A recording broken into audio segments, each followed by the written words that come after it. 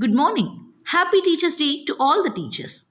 September 5, 2021. Today's headlines. The by-election in the Babinapur Assembly constituency in West Bengal, from where Chief Minister Mamata Banerjee is expected to contest, will be held on September 30, the Election Commission of India announced on Saturday. India's tryst with medals at the Tokyo Paralympics continued on Saturday, the penultimate day of the quadrennial championship. Indian athletes excelled in badminton and shooting, gaining a yield of 2 golds, 1 silver and a lone bronze. Union Home Minister Amit Shah on Saturday said for a successful democracy, it was vital to protect freedom of expression and individual liberty, and this could not be ensured if law and order was not good enough. 4 days after announcing that the Indian government has held talks with the Taliban in Doha, Foreign Secretary Harsh Vardhan Shringla said in Washington on Friday that the Taliban thus far had been reassuring and reasonable, but he stressed that the government continued to approach the new regime in Kabul cautiously. Tamil Nadu Chief Minister M.K. Stalin on Saturday announced the cancellation of the 1% market cess on cotton and waste cotton. He noted that this was a long pending demand of entrepreneurs and weavers. The Tamil Nadu government on Saturday announced a slew of measures to boost tourism, including a master plan to improve infrastructure at 300 tourist sites and a tourism policy. Temples are said to become closer to people than ever, catering not just to their spiritual needs but also their physical and social needs. In a first for the state Hindu religious and charitable endowments, Minister P.K. Shekhar Babu announced a slew of initiatives worth hundreds of crores for every section of the society.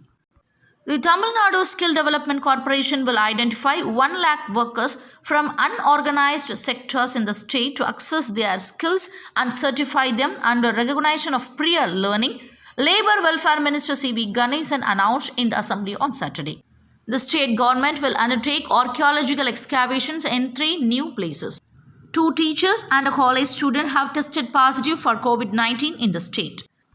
A spontaneous shutdown was observed in the parts of the Kashmir Valley on Saturday as life started limping back to normalcy with the restoration of mobile calling and broadband internet services 3 days after separatist leader Syed Ali Shah Gilani died. Haryana Chief Minister Manohar Lal said here on Saturday that the latest report of the National Statistical Organization put the unemployment rate of Haryana at 9.9% as against the national figure of 13.3%. Chief Justice of India N.V. Ramana on Saturday lamented that very few women find representation at the top and admitted that even a mere 11% representation of women on the bench of the Supreme Court was achieved with great difficulty. President Ramnath Kovind on Saturday greeted educators across the country on the eve of Teachers' Day and lauded them for their efforts to enable uninterrupted education of students during the COVID-induced lockdown. Close to autumn every year, stubble burning returns to worsen air pollution across India's northern plains.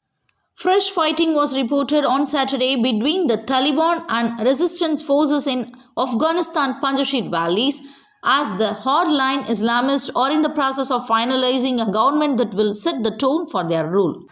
India has pitched for an yearly outcome of the TRIPS waiver proposal for COVID-19 vaccines, therapeutics and diagnostics in the World Trade Organization, the government said in a release on Saturday. Shooter Manish Narwal smashed a games record while shuttler Pramod Bhagat yet again asserted his supremacy with a goal-winning performance as India's tally swelled to 17 after a 4-medal show on a memorable penultimate day at the Tokyo Paralympics here on Saturday.